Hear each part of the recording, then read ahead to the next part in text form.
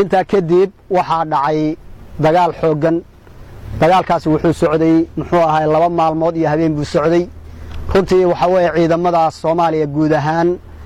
ka qayb galay dagaalkaas aad iyo aad baan muxuu ugu hambalyeynaya geesiyiin waxa weeye halgamaya oo waxa weeye shaqada qaranka gudanaya weeyaan dagaalkuna waxa weeyaan wuxuu u dhaxeeyay nimanka cadawga ee ummadda Soomaaliyeed dhibaataynaya iyo ciidanka Soomaaliya guud ahaan meel kastaba muxuu ahaa ka yimaadee aad buna muxuu ahaa dagaalkaasi maaragtay muxuu ahaa runtii loogu guuleystay dagaalkaas cadawga waxa kaga dhintay ilaa muxuu ahaa 12 nin khasaaraha aanu muxuu ahaa sida dhabta u ognahay waxa weeye koban waxa ku dhintay muxuu ahaa 6 baa ku dhimatay magaalada Bangeeni waxa ku dhintay muxuu ahaa iyadana muxuu ahaa 6 baa ku dhintay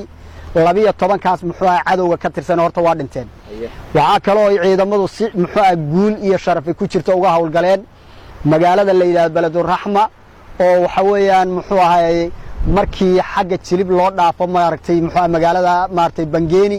halkaana muxuu ahaa ciidamadu dagaal culus bay kula galeen nimanka cadawga dhammaan goobihii ay muxuu ahaa nimanka cadawga fadhiyeen waa laga kaxeeyay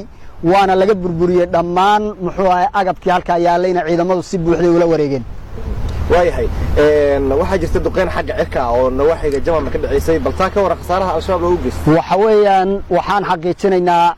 in muxuu ahaa dagaalku muxuu ahaa hawada iyo muxuu ahaa dhulkaba uu si fiican uga socday duqeyntaasi way jirtaa runtii waxa weeyaan muxuu ahaa nimankana si wada jira in muxuu la isaga qabto waajib weeyaan marka dagaalkaas iyo duqeyntaasi waxa weeyaan khasaaro badan buu geystay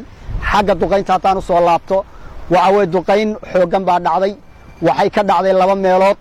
meesha la yiraahdo Bambila oo ay ku leeyihiin muxuu talis weyn oo saldhig baa halka ku yaalo cadawgu leeyahay gantaal weyn baa ku dhacay khasaaraha muxuu halka ka dhacayna aad buu u ballaaran yahay